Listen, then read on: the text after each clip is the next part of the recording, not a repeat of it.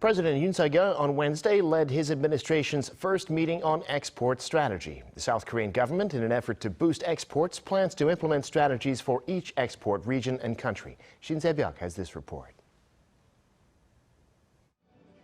South Korea seeks to become one of the world's top 5 export powerhouses by 2026.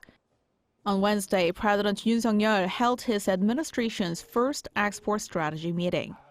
There, the government unveiled a series of measures to boost the nation's sluggish exports, a response to deteriorating economic conditions around the world. To start with, the aim is to increase exports to South Korea's 3 major export markets, namely China, the ASEAN countries, and the U.S., which together account for over half of the country's total exports.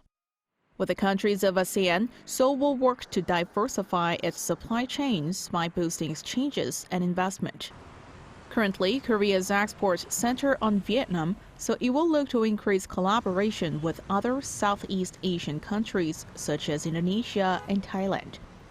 As for the U.S., South Korea will take active part in eco-friendly projects. The government also says it will take steps to deal with the so-called Inflation Reduction Act, which puts Korean-made EVs at a disadvantage in the U.S. market. And with China, it will support exports of green technologies such as those related to smart cities and green mobility, in parallel with Beijing's commitment to achieving carbon neutrality by 2060.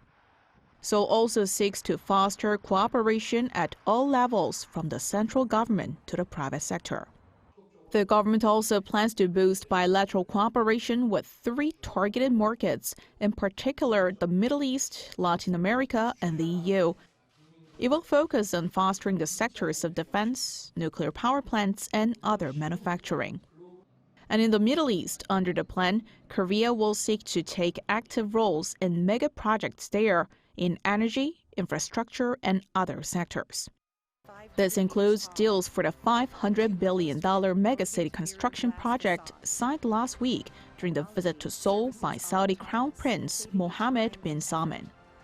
To find new markets in Latin America, Seoul will push for new free trade agreements with countries abundant in resources, such as Mexico and Chile, while promoting Korean pop culture there.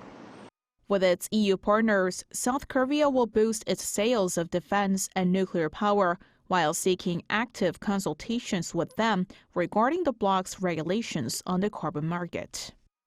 The plan also seeks to foster industries with the highest growth potential, including the chip and secondary battery industries, in order to strengthen the nation's export competitiveness.